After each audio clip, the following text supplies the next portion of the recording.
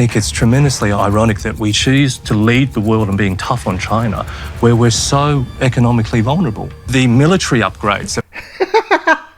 Look at her face. She looks disgusted. That's the face my wife gave me when I first asked her out on a date a long time ago, years ago. Look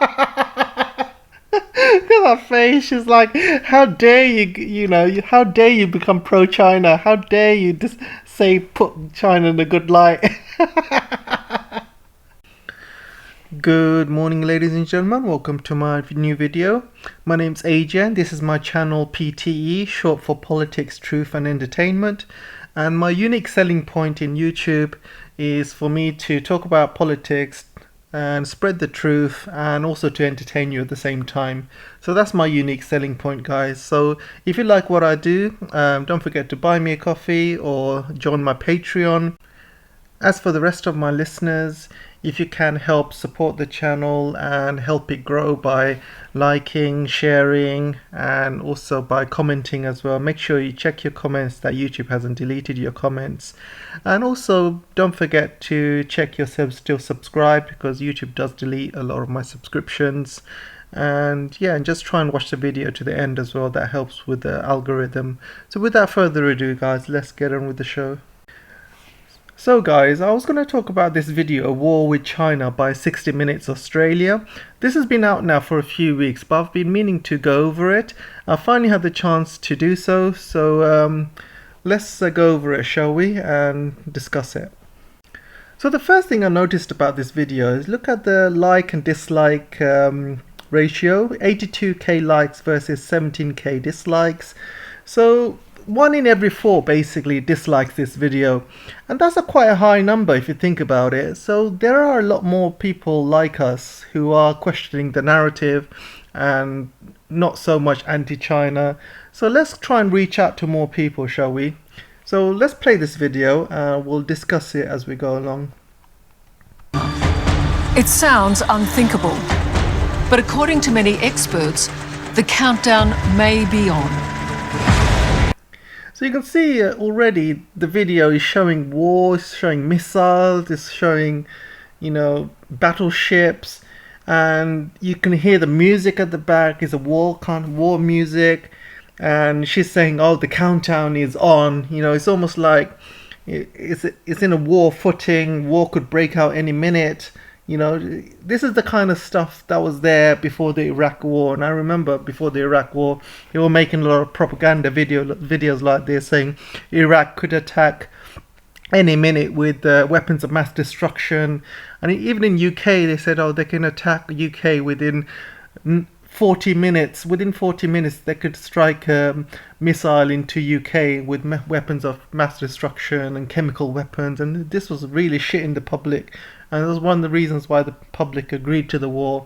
But let's carry on, shall we? I think it's tremendously ironic that we choose to lead the world in being tough on China, where we're so economically vulnerable. The military upgrades. Look at her face.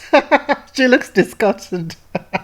That's the face my wife gave me when I first asked her out on a date a long time ago, years ago. Look at her face. She's like, how dare you, how dare you become pro-China? How dare you just say put China in a good light? China's President Xi Jinping is shaping up to the West like never before. He's shaping up to the West like never before. Come on, what else do you want him to do? This is West's aggression. Do you want him to stand up, or do you want him to be like a puppet or a poodle like the Japanese Prime Minister or the Indian Prime Minister? I'm glad he's standing up to the West. We need more people like Xi Jinping, standing up to the West, standing up to American bullying around the world. So, there needs to be more people like that around the world.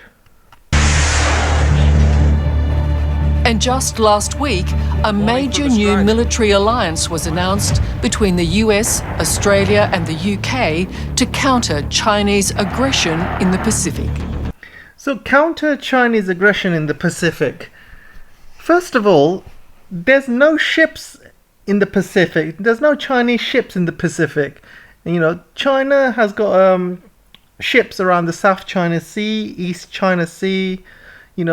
Basically China is trying to protect its own territory. And the way they're talking about, is the Pacific is a big ocean. It goes all the way from America all the way to the South China Sea and East China Sea. So it is a big, big ocean. And they're trying to say that, China is basically being aggressive in the Pacific. It's absolutely ridiculous, guys. I mean, if you look at the history, America's the one that's being aggressive. America's the one that's sending ships to China's borders, China's islands, China's mainland. Do you see Chinese ships going around American mainland, American islands like Hawaii, Guam, and stuff like that? It's absolutely ridiculous. Who's been the aggressor here? It's basically the US. And if you look at US's track record with all the wars it's had over the last, 100 years or so, the wars are in double digits, already. There's so many wars that America's had and the West has had. And China's not had one war apart from the one against Vietnam. And that was more than, I think, 60, 70 years ago. And also in the Korean War as well. But, America's had so many wars since then. I mean, who's the aggressor here? Let's carry on.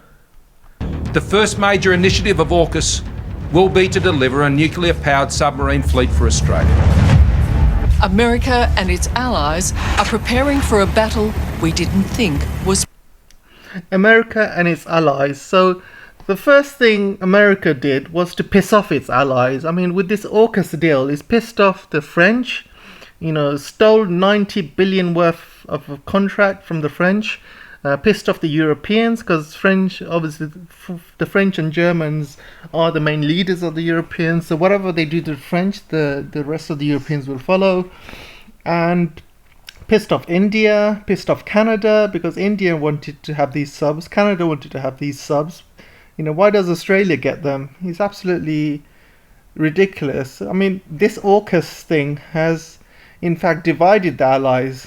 And they call it allies like there's hundreds and hundreds of countries. It's not many countries, guys. It's just Australia, maybe Japan, but that's about it. India is still 50-50 whether they'll join in any war. Britain, of course, they'll join, but that's about it really. I can't see any other countries joining unless they want to be bombed out the waters. It's possible. The idea that China would never attack, even never invade, well, I wouldn't count on that.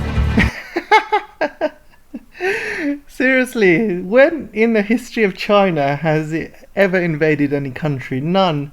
America's got a track record of invading countries, attacking countries, and where the hell does this guy says his shit from? Seriously, he's just talking out of his ass. Xi Jinping is already on a collision course with his own people. Collision course with his own people. Let's hear this. From recently outlawing boy bands to enforcing propaganda lessons in primary schools. Xi Jinping is taking control, and he's prepared to fight for it even beyond his homeland. This woman, she doesn't know what she's on about. She doesn't know China. She doesn't know, she doesn't know that over 98% have an approval rating of Xi Jinping. And all of this American aggression that America's doing in the South China Sea, East China Sea, all that stuff around the internet about Uyghur Muslims and concentration camps and COVID lab leaks and stuff, all that is doing is, pushing the Chinese people to be more nationalistic. And in fact, people are in support of Xi Jinping with everything that the West is doing against China. There's never been so much unity and support in China. And, Xi Jinping is cracking down, but, people agree with most of his crackdowns. I mean, the stuff he's doing is not, not many people are complaining. It's all for the good of the people in China. So there's still a high 98% approval rating. So this lady doesn't know what she's on about, really. If this unimaginable conflict were to happen, it would begin with an invasion of Taiwan. invasion of Taiwan. You can't invade your own country, madam. You basically, she doesn't know that she still thinks Taiwan's a separate country. You can't invade your own country. You basically, Taiwan is like a little province of China. So they might try and reunify Taiwan, but they want to do it peacefully. I mean, force is the last resort. And Xi Jinping said in his latest address only a few days ago that he will reunify Taiwan with mainland China, and this will happen, but he prefers to do it peacefully. And he'll only do it by force, only if Taiwan, basically declares independence or does something stupid like try and house American troops or something like that. But he wants to do it peacefully, really. And it's not a separate country. This is internal matter with China. Taiwan is still a part of China. The tiny nation off its coast. So you can see, she calls it a tiny nation of its coast. It's not a tiny nation. It's a part of China. She really doesn't know what she's talking about. She's trying to put out lies to the rest of the Australian people. So Australian people think that it's a defenseless country and we're going to the aid of Taiwan. It's a separate country. No, it's not. Ridiculous. That China has long believed is theirs. Once they make the decision to do this, they will come full bore, like a crazy man with an axe. Like a crazy man with an axe. Can you believe that idiot? Seriously. Control of Taiwan would give China a huge new military reach over the Pacific. Listen, China doesn't need Taiwan to have a huge military reach over the Pacific, and it doesn't want a military reach over the Pacific. It just wants to reunify Taiwan. At no point China has said it wants the Pacific Ocean, it wants to take over America, or it wants to project its power to other countries or invade other countries. All it wants to do is reunify Taiwan with mainland China. And that's it. China's a peace-loving country. For 5,000 years, it's never tried to invade another country. It's been countries like Japan and the West that have been invading and occupying other countries and things like that. That would put Australia in the firing line pretty quickly. But is Australia... That would put Australia in the firing line very quickly. It doesn't need, China doesn't need to reunify with Taiwan to put Australia in the firing line. Australia's already in the firing line with this AUKUS deal, and having these nuclear submarines, basically means that China will have to point some missiles at Australia. So if it does anything stupid, then Australia would be able to take full brunt. China doesn't need Taiwan. If Australia decides to do something stupid, they'll be blown out of the water pretty much very quickly. Australia putting itself in the firing line by talking too tough to China. It is very dangerous to frame China as worse than Darth Vader. China's worse than Darth Vader. Tonight, we investigate just how close to war we really are. The question of whether or not to go to war may well end up getting decided for us. So is resistance futile? We should not, to borrow a phrase from Game of Thrones, bend the knee to Beijing. Bend the knee to Beijing? I can say the same thing about the West. Maybe Beijing doesn't need to bend the knee to the West or bend the knee to the Americans or the Australians. It goes both ways. Let's continue, guys. Good evening, I'm Liz Hayes, and this is Under Investigation. Ourselves the question, do you want your children or their children to live in an authoritarian world where democracy is on the ash heap of history and states no longer have freedom of speech, freedom of thought? Or is democracy worth defending? What is this fat bastard talking about now? He sounds like he's talking about America or Australia. Have you guys seen the tough-handedness that Australia's been doing during COVID? Literally, there's videos of Australian police officers holding women by their throats because these women have come out of lockdown and beating people up in the streets if they not wearing masks and things like that. Well, there's videos all around the internet, on Twitter, social media, about Australians pepper spraying protesters, beating up protesters for no reason. And this guy's talking about, lack of freedom, literally, when it's happening under his nose in Australia. What the hell is this guy on about? Let's continue, shall we?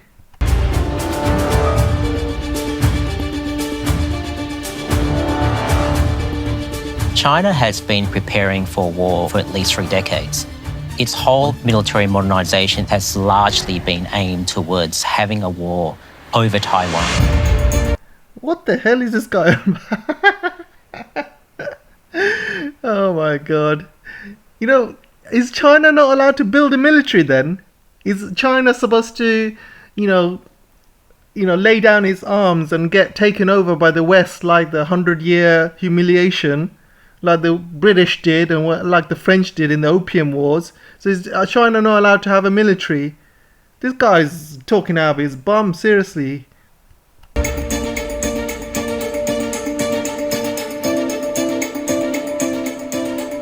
I think that war with China should be unthinkable and should remain unthinkable, because when we talk about war with China, we're talking about the potential for a level of casualties and destruction that this country has certainly never experienced and would be devastating for people across Asia. So this guy seems to know his stuff, and this guy's the only sensible head in the panel. So let's continue. Has been very clear about that goal. So, are we unnecessarily antagonising a superpower and major trading partner? Are we talking ourselves into a war? Or are we bravely standing up to an aggressive China? Australia has shown the world how one deals with the People's Republic of China and the Chinese Communist Party in particular. Okay, guys, so first of all, Australians, seriously, the politicians are so stupid. It's like, you're basically antagonizing the biggest trading partner, right? Losing billions of trade. Look at the market in China. You got 1.4 billion people. Where else are you going to get that many people when it comes to trade? Yeah, you might get to, trade with other countries, but you can't get a market of 1.4 billion people.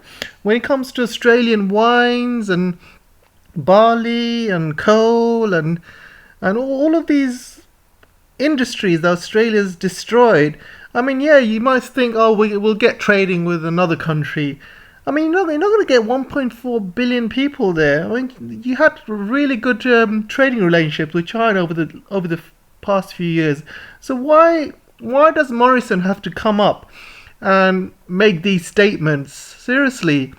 Morrison single-handedly is going to put Australia into recession. The only thing that's keeping the American economy strong is the iron ore. And China will always need iron ore. But in a few years, they're going to find alternatives. They have already mines in place in Africa, in Brazil and all these other countries, and they're setting up all the infrastructure and the mining. And once that comes into fruition in a few years, they're not going to buy any more iron ore from Australia, and even that will disappear. And with the current state of global warming, less and less countries are going to buy Australian coal. And in China, China uses more iron ore to make steel in 1 year than America has done in its whole lifetime. So imagine that market that you're going to be losing.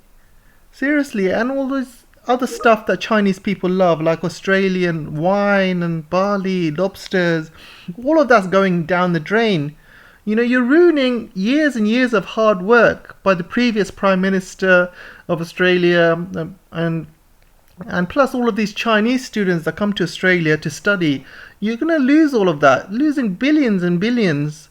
Seriously, and the way that global warming is making the world hotter and hotter, there will come a time when Australia is going to be one of the hottest places on earth. There's going to be droughts, and if the Australian economy doesn't do very well because it's not making much business out of China, where else is going to get business from? Think about it. China's gonna become the #1 economy in 10 years. You know, it's gonna double the Americans' economy in like maybe 20 years. You got 1.4 billion people coming out of poverty in the middle class, and these people are gonna get richer and richer and richer, and they're gonna shore up the GDP. And China's gonna become the most powerful country in like 10 years. What are we gonna do then? Are you still gonna fight against the #1 economy in the world and the #1 military in the world in 10, 20 years? You don't think about the long term, do you? You just want to be a little poodle with the Americans. So let's continue. Colonel Grant Newsham is a China specialist and former head of intelligence for the US Marine Forces in the Pacific. Biggest complaint about the Australians is that there's not 10 times as many of them. They were the first ones to stand up and say, no, we're not going to put up with this. Australia. Okay, so this guy's supposed to be a China expert. And first of all, he doesn't know anything about China. He's talking about China's going to invade. And secondly, he says Australia's the first country to stand up against China. Is that brave or is that stupid? I would more likely to say stupid. Because Australia's economy is going to be affected. People are going to be affected. You're already raising taxes in Australia. How long are people going to suffer in Australia? How long? So let's continue. And it's alright for him to say. He's not even Australian, he's American. He's happy for Australia to be put in the front line of any conflict in the future. He's happy for Australia to be the little scapegoat, or you know in the world wars where they used to put Indian soldiers in the front line, and in the opium wars they used to put all the Indian soldiers. That's basically Australia. Front line pansies. Anyway, let's go continue. His future is, you're going to have to fight for it if you want to keep it. And the idea that China would never attack, even never invade, well, I wouldn't count on that. But Australia is making a very expensive enemy. Our war of words with China is already costing us billions in exports every year. Exactly. It's more than that, mate. More than 20 billion. It's going to be close to 100 billion. And at a time when Australia is ramping up its defence budget to be better prepared for any conflict with China. So, not only is everything being affected in terms of wine, coal, meat, barley, lobsters, but also you're having less and less Chinese students going into Australia and spending money on studies and tourism. You know, 20 billion is just a speck. You know, we're talking about hundreds of billions it's going to cost Australia. And Australia had a really good, only country in the world, Australia had a trade surplus with China. That's the only country in the world. And every other country's got trade deficit with China.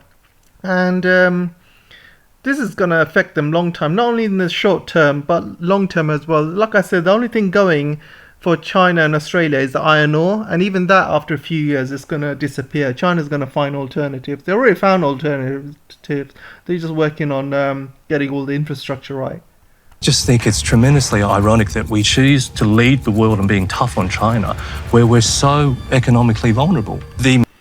Exactly, and plus you're spending a lot of money on the military as well, and that your budget's going to go up on your military. You're spending less. You're getting less money on your economy. You're suffering from COVID as well. You're doing all these lockdowns. You know, all of this is going to affect America's economy. And if you're not going to have as much money coming in as you have going out, then this will affect you. Military upgrades that we're talking about, the extra spending on our defence forces, we can afford this stuff because of our really profitable trade with China. Exactly. Is that true, Malcolm? The decision to spend money on defence is based on threat perception, and that threat perception is focused exclusively on a rising China. We no longer have 10 years strategic warning time for a major attack on this country. The ball is in their court. They need to actually realise that they are responsible for the crisis that we're now in, not us. Oh, really? So it wasn't Morrison talking a lot of crap about China and ruining relations with China, wasn't it? So let me tell you this, guys. Australia may be spending a lot more money in their military, but do you really think it's going to compare to the amount of money China's spending on their military? For every million or billion Australia spends, China would be spending 100 billion. For every plane or submarine that America buys, China would have tens or dozens. You know, you can't compare the military spending or the manufacturing capacity of both countries. So why are you making yourselves into a target? It's like Afghanistan fighting against America, basically. You know, it's fruitless. It doesn't matter how much money Afghanistan spends on its military. It'd be just a speck compared to the amount America spends. And when it comes to war between those two countries, everyone knows, you know, it's just going to be a waste of money, because America's going to come in and blow all of these new weapons that Afghanistan's bought out of the sky. It's the same with Australia. It doesn't matter how many submarines you buy, how many planes you buy. You know, if there is a war between Australia and China, Australia would be blown out of the sky, literally, in a week. Is that what Australians want? You think that Australia spending more money is going to help protect you from hundreds and thousands of Chinese missiles, planes, ships, submarines? Seriously, just think about it. Historian Dr. David Brophy believes the smarter strategy would be to engage with China. Exactly. That's the smartest strategy anyone can do. You know, you're against a more powerful country in China, and in 10 years China's going to be even more powerful than America, and in 20 years China's military is going to be more powerful than America. So what are you going to do then? Are you going to start engaging with China then? It's going to be too late. Because he thinks a war-weary America may not have the stomach for more conflict, even if it is in our backyard. America's position is slipping. And I think it's really unthinkable for a lot of people in Canberra, particularly in the defence sector, that Australia could be left alone without America in the neighbourhood in a position to help out if Australia gets itself in trouble. But there is no military threat from China to Australia. I mean, I want to state that very clearly. Look at China's stated goals. They claim all of the South China Sea. If China achieves that, the way the region operates changes fundamentally. So the first guy is right, okay? America is very tired of wars at the moment, and you know, if China tries to reunify against Taiwan in 5 years, 10 years, America would not have the balls or the capacity to stop that, because, you know, first of all, they're not going to send hundreds and thousands of deaths, American soldiers, because of it, and China would do it, because this is, you know, this is China's pride, having, you know, reunifying with Taiwan. And it doesn't matter how many Chinese die in the process, or what the costs are, you know, in terms of economy and stuff like that. You know, if China wants to reunify with Taiwan and is forced to do so, because if Taiwan, for example, wants to declare independence, China would do it, and they don't care about the economy. They don't care about the cost of lives. They have the will to reunify Taiwan with the mainland. But does America have the will? I mean, you can see by the history, soon as America goes into countries like Vietnam, Korea, you know, Afghanistan, you know, whenever American bodies start coming back home, you know, first of all, Americans will always say, yeah, we want war. But as soon as American lives start losing and body bags start coming back home, and they see so much money's been wasted on the war, they'll start coming home. They'll start doing riots in the streets. They're thinking, oh, send our soldiers home. You know, there's no business for us to be in, you know, fighting for Taiwan, for example. You know, let the civil war run its course. Let the Chinese kill themselves. You know, bring our troops home. And the amount of people that would be against the war if American soldiers start coming home, if they start losing lots of ships and airplanes and aircraft carriers, and they will. You know, China has got hypersonic missiles. It's got the latest technology, jets, jamming equipment. And what China would do, it would cost a lot of money. First thing China would do is disable all the GPS satellites. It would destroy them. Start sending hypersonic missiles to all the aircraft carriers. Start throwing missiles to all the bases around China, like Guam and Japan, in Okinawa, and even bases in Korea, in Philippines if they have to. Basically, there'll be so many deaths, American deaths. It would go into hundreds of thousands. There is no way America would be able to take that many losses. And for what? Nobody's invading America. They're basically going outside their borders, fighting another country's civil war. And for what? And these Australians, they don't seem to understand that. And for them to think America's going to come to their aid, they're just being stupid. Look at the way America dumped Afghanistan. Look at the way America dumped Vietnam. Don't think they're not going to do the same to Australia. Don't think they're not going to do the same to Taiwan. These people are living in cloud cuckoo land. China spends more on its military than the whole of Asia combined. Pacific region. And I don't think any Australian citizen would willingly embrace that sort of relationship with China. We should not, to borrow a phrase from Game of Thrones, bend the knee to Beijing. What about bending the knee to the West, bending the knee to Americans, bending the knee? That's what Australians are doing. Australians are bending their knee to their masters, America. That's exactly what they're doing. Do you really think Australia would stand up against China if it wasn't for America? They think America, their masters, are going to come to their aid, whatever. That's why they're acting tough. Well, why if America wasn't on your side? What are you going to do then? But experts warn if words ever turn to war, Australians will pay a terrible price. We're dealing with the potential for a conflict that could be much more impactful on ordinary Australians than anything we've seen in recent decades. That's right, guys. So when you have nuclear subs, when you have Australian soldiers fighting against Chinese soldiers, China has the capacity to strike Australia now. It didn't 20 or 30 years ago, but now it has.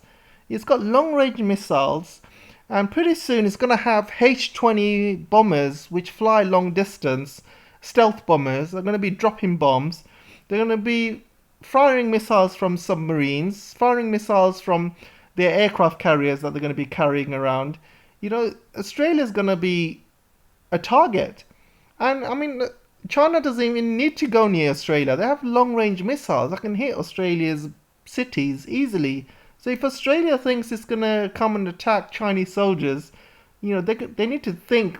All of these years, Australia's been fighting side by side with America against weak countries. They've been fighting side by side against, countries like Iraq, Afghanistan, Syria, Vietnam, all these weak countries that can't go to other countries and attack. So now you're going to find out that if you're going to attack a superpower like China, its missiles, all it has to do is just fire missiles at Australia.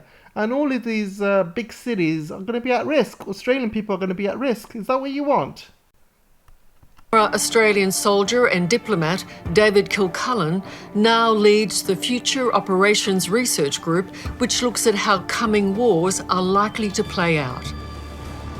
He fears Australia is already China's punching bag, Xi Jinping's way of sending his message to the US. We are seeing not only an escalation of US and Chinese rhetoric against each other, but Australia increasingly being seen as a US ally that the Chinese feel they can push around to try to send a message to others. John, are we seeing China bullying Australia into thinking, at least, that there's trouble coming? The grand narrative of the Chinese Communist Party certainly is that 1, China is undeterrable, 2, its goals are fixed, and 3, it will pay any cost to achieve those goals. Effectively to say, stay out of it because it's just hopeless to put up any resistance, and you might as well stay on the sidelines and deal with China as China wants to be dealt with. I do think it is very dangerous to frame China as completely evil, only malevolent. Trying to frame China as like worse than Darth Vader. Yes, I agree with all of that, but at what He's comparing China to Darth Vader, and she's like, yes, I agree with all of that. Does she even know who Darth Vader is? Does she even watch Star Wars? point do you decide you can't just keep stepping back? No, we shouldn't step back. So is resistance futile? You know? No, it's not futile. I just think this talk of war amongst the general Australian public makes people fearful, it makes people anxious, and unfortunately, I think it makes the prospect of more war more likely. I think we can show as much nuance as possible and be as accommodating as possible and not mention the war word once, and they will still occupy the South China Sea, and they will still coerce their neighbours. It is China, after all, that rolls nuclear ballistic missiles through Tiananmen Square on National Day parades and tanks and displays their military might. What China does with their military is up to them. I mean, nobody's stopping Australia to do the same. I mean, stop getting involved in other people's countries. These military parades are part of Chinese tradition. So this guy doesn't know what he's talking about. So yeah, China wants to obviously parade its best weapons to show people that China can protect itself. It's not going to suffer another 100-year humiliation. So it's a sort of pride for a lot of people. Like the air shows was a source of pride for so many Chinese living in China and all around the world, that, you know, China's finally becoming powerful and no country can invade it like they did in the 100-year humiliation that China suffered. So whatever China does, you know, it's none of his business. And in speeches threatens that they'll bash the heads of Westerners against a great wall of steel. This guy doesn't know. You know, a lot of Western papers are saying that, you know, Xi Jinping had said bashing the heads against the walls of the Great Wall of China and things like that. They got it completely wrong. Not one Western paper or journalist has got it right. And it just shows journalism in the West, they're just not journalists anymore. These bunch of idiots, airheads. You know, none of them have looked at the actual meaning of the words. You know, he meant, you know, if anybody tries to bully China, they're going to end up their heads are going to be bashed against the wall of Chinese will and Chinese power. Not the Great Wall. I mean, that's stupid. Is it dumb or something? You know, people don't understand the meaning or the translation or what he's trying to say. Just really stupid. Why would someone say, I'm here to bash your head against the Great Wall of China? Seriously, it's nothing to do with the Great Wall of China. It's a Great Wall of Chinese people, their will, their power, their strength. You know, that's where bullies are going to get their heads bashed in with it if they try to basically run, basically. So Chinese are not going to attack. They're going to stand there, you know, and all of these attackers who are going to run against that wall, those are the people that are going to get their heads bashed in. You know, not someone's going to grab their head and bash it in against the wall. No, it's the attackers, it's the bullies who, you know, wants to basically invade China, who can run against this wall. They're the ones that are going to get their heads bashed if they, you know, trying to take over China or try and take over the country. That's what he meant. And not one journalist or one newspaper has got this right. His Communist Party claims Taiwan is historically part of China, which, strictly speaking, isn't true. Oh my God. What kind of journalist is she? Does she even do her research? I mean, you know, the world has signed up to this one China policy. Even Australia doesn't have any embassies in Taiwan. And even Taiwan agrees it's a one China policy. I mean, what the hell is this woman on about? There's no point arguing anymore. She's on the next level. The island has an indigenous population dating back thousands of years. The island has an indigenous population dating back thousands of years. A flourishing democracy, Taiwan would be an immense strategic and economic prize. Last year, our radar stations have detected incursions by nearly 2,000 Chinese military aircraft and over 400 military vessels. Not only would it give China a military footprint well into the Pacific Ocean, it would also give China fabulous wealth. Taiwan has the 6th largest foreign exchange reserve in the world.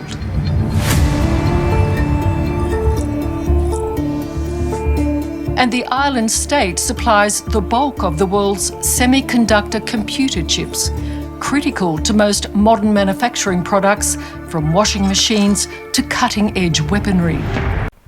So first of all, this lady doesn't know her history. She doesn't know what she's on about. Taiwan has been part of China for generations, for thousands of years. So I don't know what she's on about. And she doesn't know anything about the Civil War and how the Kuomintang party escaped into China. Escaped into Taiwan at the time. Taiwan was an island of China. And she doesn't even know that Taiwan at the time laid claim to all of China. And they even had a UN seat which laid claim to all of China. They even support the One China policy. This woman literally is clueless when it comes to China. She doesn't even need to be a journalist. She literally has no clue whatsoever. So let's continue. Taiwan is the veritable unsinkable aircraft carrier from which China can project military power deep out into the Central Pacific. Taiwan demonstrates to the world that you can have prosperity and democracy. Don't be so ridiculous, guys. Don't be so ridiculous. First of all, China doesn't need Taiwan because of its semiconductors or foreign reserves. China doesn't care about that. Look at Hong Kong. You got one country, two systems. Hong Kong's money is Hong Kong's money. Macau's money is Macau's money. China doesn't need that money. China's got trillions in its banks. It doesn't need more money. It doesn't need all of these semiconductors. China will eventually have its own semiconductor industry. That's not the reason. These guys are talking nuts.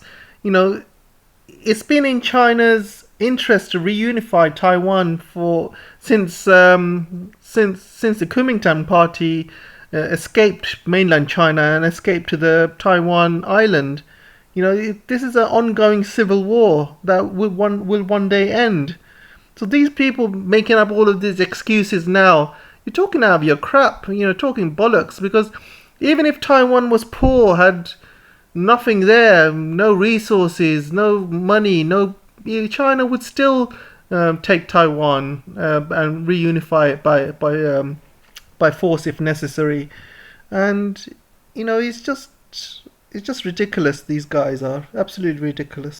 Kong, which is now as good as taken over by the Chinese Communist Party. Good as taken over? Bloody hell, does she? Oh my god, if I was there in that room, I would be shaking her right now. Seriously, this woman, she's just getting on my nerves. Hong Kong is part of China, love. And there is a system, one country, two systems there, and all of this rioting that's happening, she doesn't really know what's going on. So stop getting involved in Chinese affairs, will you? After crushing pro-democracy demonstrations there.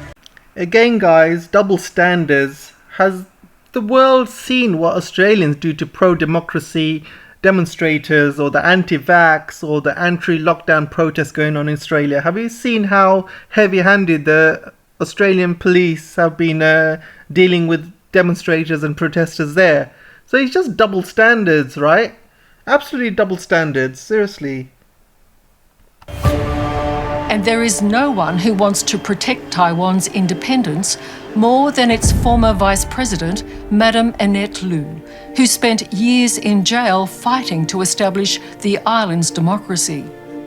So I think it's very immoral If anyone has the interest in launching any kind of war at this critical moment of the earth. Madame Liu proposes establishing what she calls a democratic commonwealth, comprising Taiwan, South Korea and Japan to balance China's power. Okay, there's a reason why she's not in power anymore. We can make a golden triangle in the region, and we also welcome Australia from the south. Her and her little pipe dreams. America, Canada from the other side of Pacific, we all the peace-loving democracies. Peace-loving democracies. Have you seen the amount of wars that Americans and Australians have been in? And have you seen the amount of stuff that Japan has done in the past? You know, Japan has even invaded Taiwan at one point. Seriously, this woman, I'm just totally gobsmacked. Malcolm Davis believes Australia should stand up for a fellow democracy in our region, particularly if China should decide to invade Taiwan. If we do not act in the face of a Chinese aggressive move against Taiwan, then morally and ethically, we have fallen off our pedestal. We have done the wrong thing.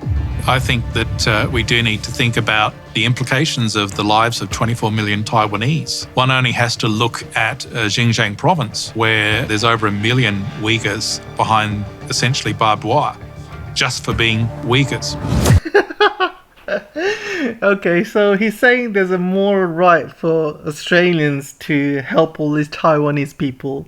So is he still going to have the same moral right when hundreds and thousands of Australian soldiers are coming home in body bags and Australian cities are being bombarded by Chinese missiles? Is he going to still have the same moral right then? And the thing about Uyghurs, I mean, this guy's on the next level. Now he's bringing up all these Uyghurs. Apparently, China is locking Uyghurs up just because they're Uyghurs. If China was locking up Uyghurs just because they're Uyghurs, they would be locking up 24 million, not 1 million. I mean, seriously, guys, seriously. He's trying to compare China to bloody Nazis. And where was the moral right when America and Australia left Afghanistan in the dirt, in the lurch? Where was the moral right then? Hundreds and thousands of Afghanistans left to fend for themselves. All these women that left to fend for themselves against the Taliban. Where was the moral right then? Where was the moral right in Vietnam? Where was the moral right in Korea? Seriously, where's the moral right in Iraq? Where's the moral right in Syria? All of these hundreds and thousands of people that have been killed, not only by Americans, but also by destabilizing the whole area. Kids dying because of famine and lack of food. You know, access to basic services, people dying because of all these drone strikes and by the Americans. Seriously, where's the moral right there? Seriously. What are they doing? Are they preparing for a fight, or is this a deterrent? Well, you first have to ask, who would it deter? Have you ever heard anybody say that they wanted to attack China? It's really for an offensive purpose. And the first thing they want to do is to get the Americans out of Asia, and the ultimate objective is global domination. Here I really disagree. I really disagree with this idea of global domination. Nobody matches the United States when it comes to aircraft carriers and power projection. What China has got the ability to do with this buildup is to take Taiwan and prevent the United States from interfering with it when it does so. That's not global domination at all. Finally, you got somebody intelligent who has said it like it is. And you got this American hawk, I don't know where that bloody got him from. And he's saying it with a smile on his face that, you know, China is out there for global domination, blah, blah, blah. And he says it with such a smile. Look at him, such an evil smile. And he's like believing all these... I mean, look at his face. This guy believes his own bullshit. I mean, America's been the main aggressor over the past couple of 100 years, and America's the one that starts wars all over the place, invades other countries, has bases all over the world. It's got 20 aircraft carriers. You know, this guy's just chatting crap, absolutely chatting crap. You know, he believes his own bullshit, basically.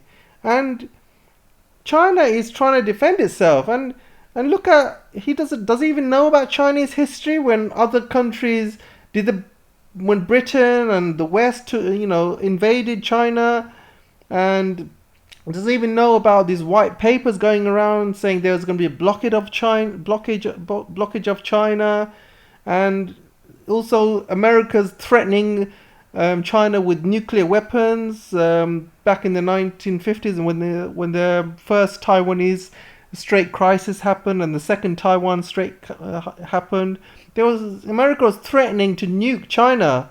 So of course China's gonna build up its army and defend itself. This guy's chatting crap, absolute crap. Cracking down hard on his own people to bring them into line with Communist Party thinking. Xi calls it rectification, and he's banned everything from boy bands and reality TV shows to foreign computer games and apps. This woman does not know what she's on about. You know, China hasn't banned computer games. They're just stopping kids from getting addicted to computer games. So they let them play for a couple of hours a week. You know, it's not a good thing, because when kids get addicted to computer games, they can't concentrate on other things like studying and social, social playing with other kids and stuff like that. They need to do that. That's the reason. This woman, seriously, is on another level. She's on cloud cuckoo land. China's private schools have been all but decimated by new regulations, and lessons on what's called Xi Jinping. They're not new regulations. You know, basically, China's trying to stop private tutoring from getting very, very expensive. And what you see is a lot of tutors making a lot of money teaching kids in the evenings and stuff. But what China wants is kids to be free and play and go out and not have too much pressure studying. And also a lot of private education companies are making a lot of money from families, who are trying to raise kids, and each kid is very expensive to teach, so they're trying to kind of cut down on those costs. So again, it's really bad journalism. This woman, seriously, it seems to be really easy to be a journalist in America and Australia. All you have to do is talk crap about China, and you'll get a job, you'll get promoted, you'll get these TV shows, YouTube channels, and stuff. Thought are now compulsory in primary schools. It's as if it's a population being readied for trouble.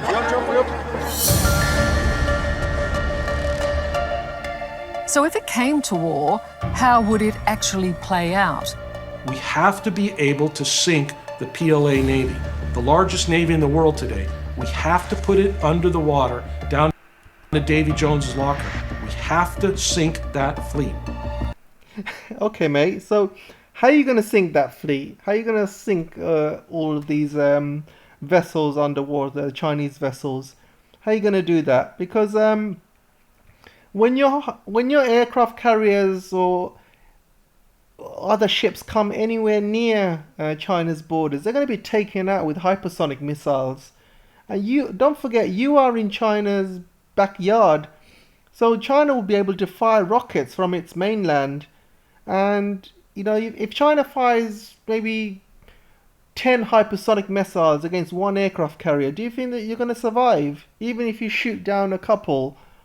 This guy really has no clue about military and how it works and stuff. He thinks it's easy to shoot down all of these Chinese vessels without, and he thinks he's not going to have any, consequence in return. He thinks Americans not going to have any losses in return. You're going to have hundreds of thousands of deaths, mate.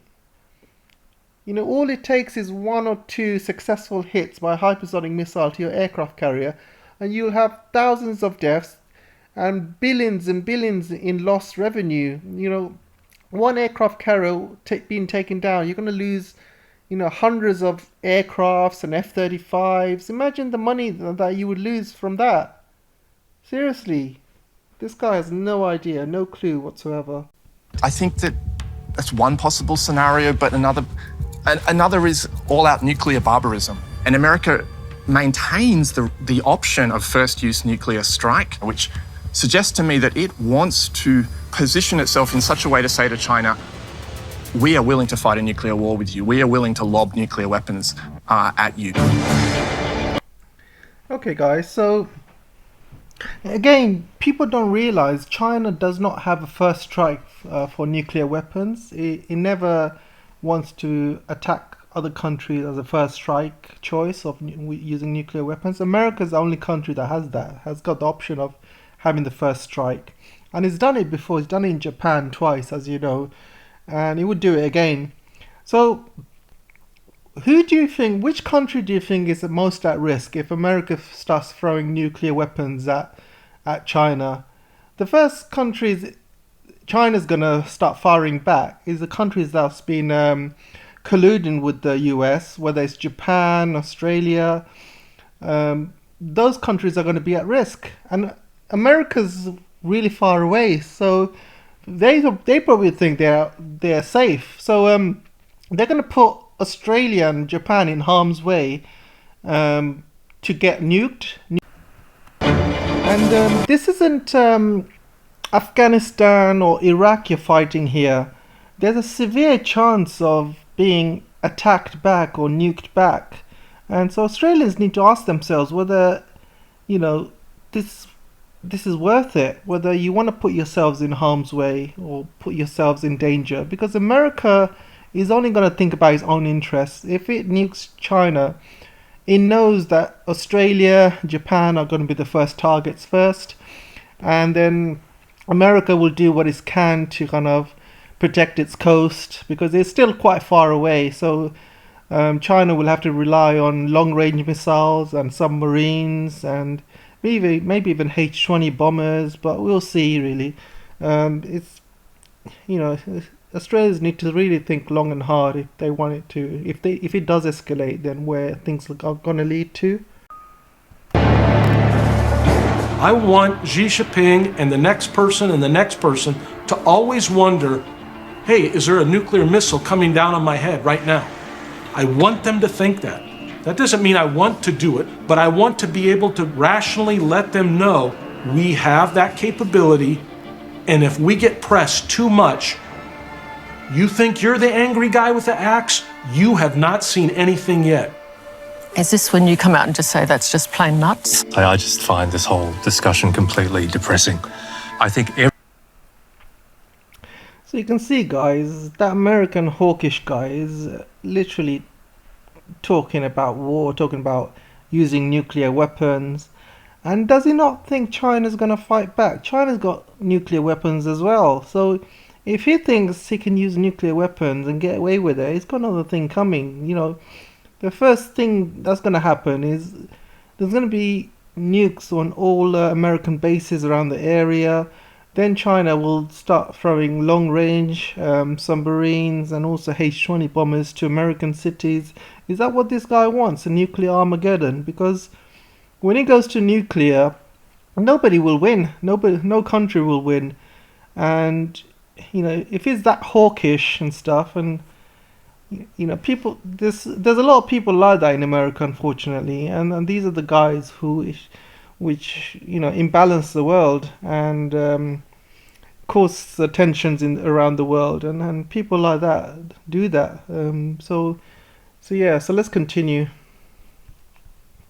everybody around this table would agree we don't want war, because if it is a war between these superpowers, nobody knows where the nuclear threshold is going to be. Nobody knows what is that point when one side or the other will start to use nuclear weapons. It is that serious that I think we should all be focused here in Australia about de-escalating things and how do we do everything that we can to prevent armed conflict and to make sure that the United States and China can find some way to live with each other. But Dr. Brophy believes that as China sees us as America's closest ally, there's even a possibility that Australia may become a nuclear target. I hate to speculate about this situation because it's so horrible to think about, but if China and America do enter into a conflict situation, China wants to take a step up the escalatory ladder without necessarily striking the US mainland, then a country like Australia becomes an option.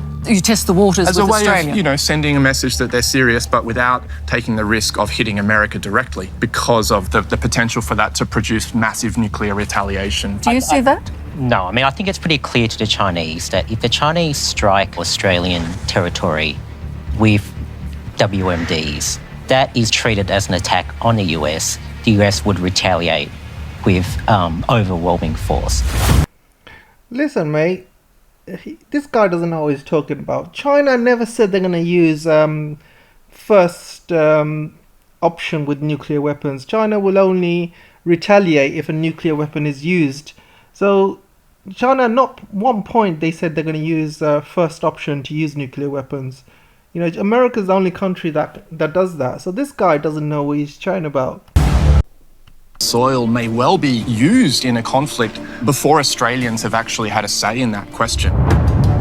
The truth is, the Australian government has little control over what occurs at these bases or what defence decisions might come from them when the US faces war.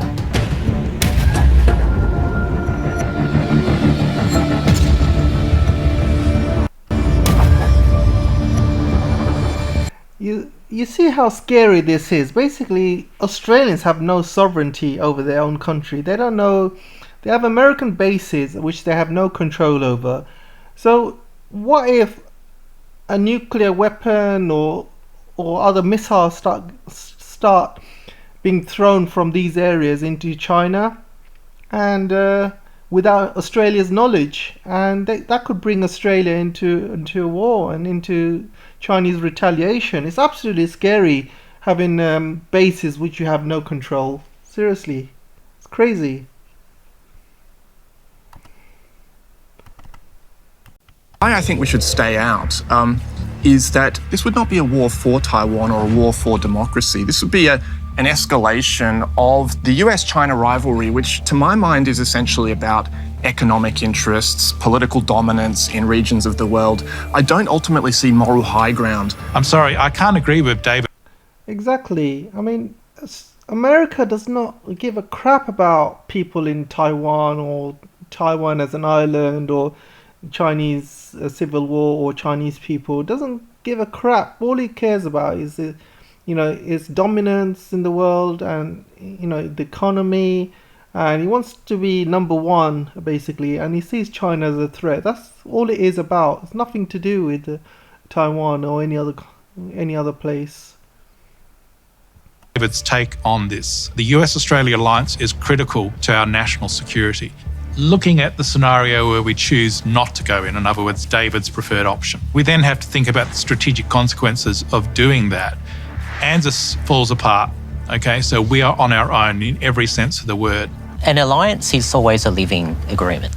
But the reality is that if we are not in a conflict with Taiwan, where Japan, which is committed recently to entering, if Japan and the United States are in there and we stay out of the way, it is the end of the ANZUS alliance for any practical purposes. Who cares about the ANZUS alliance? When bombs are being thrown all over Australia, Australians are being killed, are they going to go into a war with America just because of America's interests? This war's got nothing to do with Australia or Australia's interests. A bunch of twats, I'm telling you.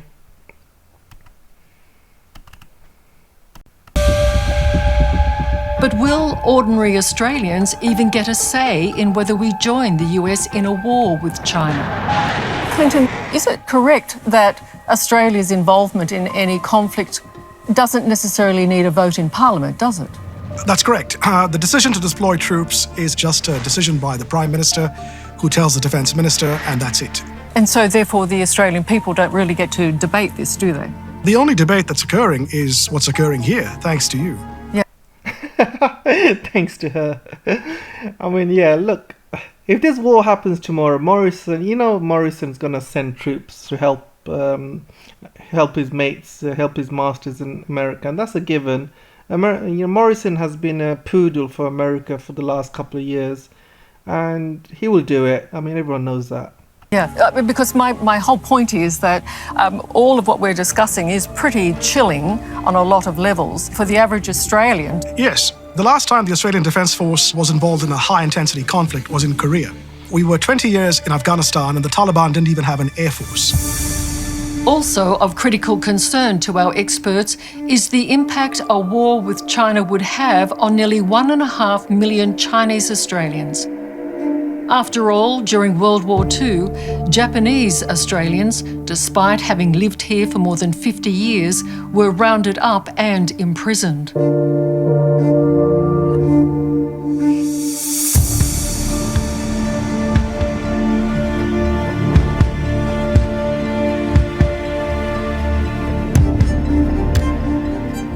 All those sociological consequences have not been factored in with people of ethnic Chinese descent. Did you see the guy on the right where his head just turned and he's thinking to himself, oh shit. He's thinking, bloody hell, if this happens, I'll be bloody kicked out with my family. He's thinking, what the F? This guy looks a bit worried as well. But you can see his face on the right. Look.